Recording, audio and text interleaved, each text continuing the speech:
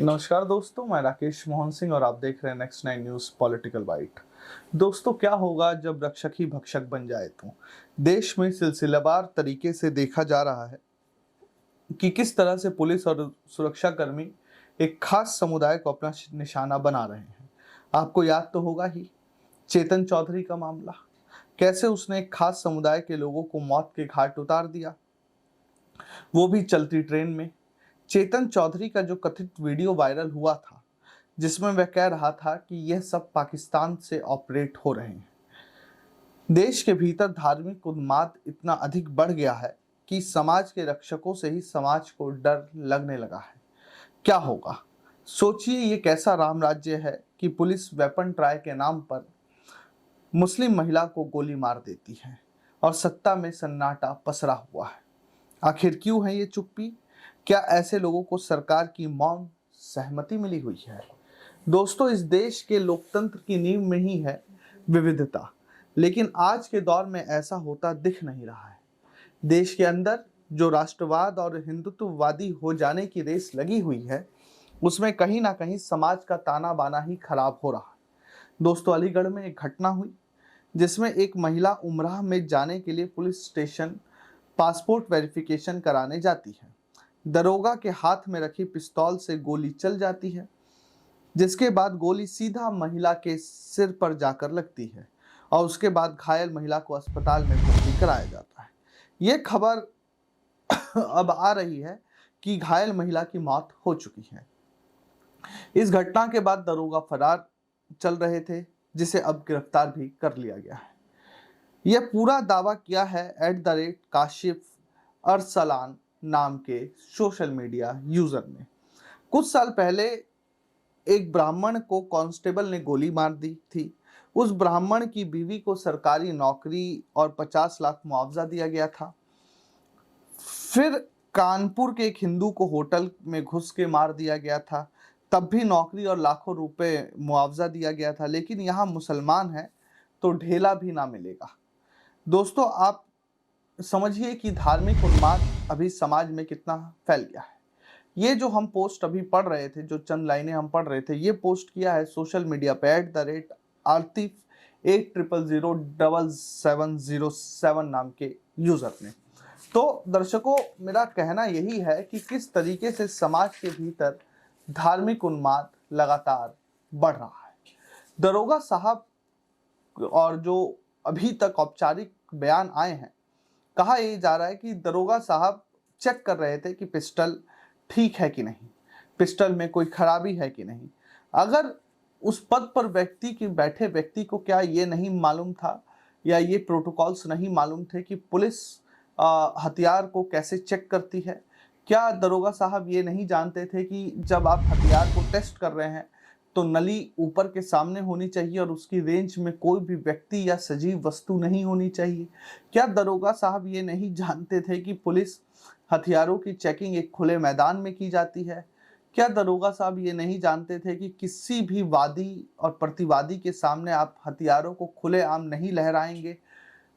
तो ये तमाम सवाल तो हैं यूपी पुलिस पर और यूपी पुलिस की पुलिसिंग सर्विस पर, और वहाँ के जो पुलिस है उनकी क्या शिक्षा दक्षता है, उस पर भी सवाल तो है ही ना दर्शकों। अब आप देखिए, अगर जो वीडियो आपकी स्क्रीन पर चल रही है उस वीडियो को आप थोड़ा सा देखिए और फिर आपको पता चलेगा। देखिए, दरोगा साहब रिवॉल्वर लोड कर रहे हैं, फिर उसी तरफ रख कर रिवॉल्वर को फायर कर दिया और निशाना बंदूक के निशाना देखिए, आप नली का एंगल को भी आप ध्यान से देखिए, कैसे उसकी नली को सर की तरफ रखा गया। क्या दर्शकों एक साथ इतने सारे सहयोग हो सकते हैं? क्या ये इस एक घटना को का प्रयोग किया गया है? क्या है इसके पीछे? ये भी सारे जांच के विषय हैं। कैसे हो गया, इस पर भी सरकार को या पुलिस को तो एटलीस्ट जवाब देना ही चाहिए। अब आप एक बात समझिए, चलिए ये घटना गैर इरादतन ही हुई, तो वहां से दरोगा साहब भाग कैसे गए? वहां जो साथी पुलिसकर्मी है, उन्होंने उनको अरेस्ट क्यों नहीं किया गैर इरादतन हत्या के ही मामले में? क्या किसी ने मिली भगत से उनको छुपा दिया था? क्या एक धर्म विशेष को निशाना बनाना असल मकसद था? तो तमाम सवाल उमड़ रहे हैं। और जब आज जब मृत्यु हुई तो कैसे दरोगा साहब एकदम नाटकीय अंदाज में सामने आ गई। ये तमाम जो सवाल हैं वो तो यूपी सरकार से पूछे ही जाएंगे या यूपी की पुलिस से पूछा जाएगा। अब देखना यह है कि जवाब कब तक देते हैं। अब मैं आपको एक कुछ एनकाउंटर के आंकड़े भी आपको बता दूं। 2017 से अभी तक पुलिस ने काफी एनकाउंटर किए। 2017 में 28 अपराधी एनकाउंटर में मारे गए थे, जिसमें 14 मुस्लिम थे। 2018 में 41 ढेर हुए, जिसमें 14 मुस्लिम। 2019 में 34 मारे गए, जिसमें 11 मुस्लिम। 2020 में 26 अपराधी मारे गए, जिसमें 5 मुस्लिम। 2021 में 26 मारे गए, जिसमें 7 मुस्लिम। 2022 में 14 अपराधी एनकाउंटर में मारे गए, जिसमें भी मुस्लिम शामिल थे एक। 2023 में अभी तक 14 अपराधी मारे गए, जिसमें असद गुलाम समेत 5 मुस्लिम हैं। सरकार और खास दल का मुसलमानों के प्रति उदासीनता कुछ इस कदर है कि इतने चुनाव में भी आपको एक भी मुस्लिम कैंडिडेट कथित दल और सरकार की तरफ से नहीं देखने को मिला। आप आदित्यनाथ योगी का सीएम साहब का बयान सुनिए कि उन्होंने क्या कहा था पूरे लॉ एंड ऑर्डर पे पुलिसिंग पर। क्या स्थितियां थी 2017 के पहले उत्तर प्रदेश में? 16 हमारे सहकारी बैंक ऐसे थे, जिला सहकारी बैंक ऐसे थे जिनके लाइसेंस ही रिजर्व बैंक ने निरस्त कर दिए। वहां फंसी हुई पूंजी ब्लॉक हो गई थी और स्वाभाविक रूप से कोऑपरेटिव बैंक में पैसा किसका रहता है? छोटे किसानों का, छोटे व्यवसायियों का।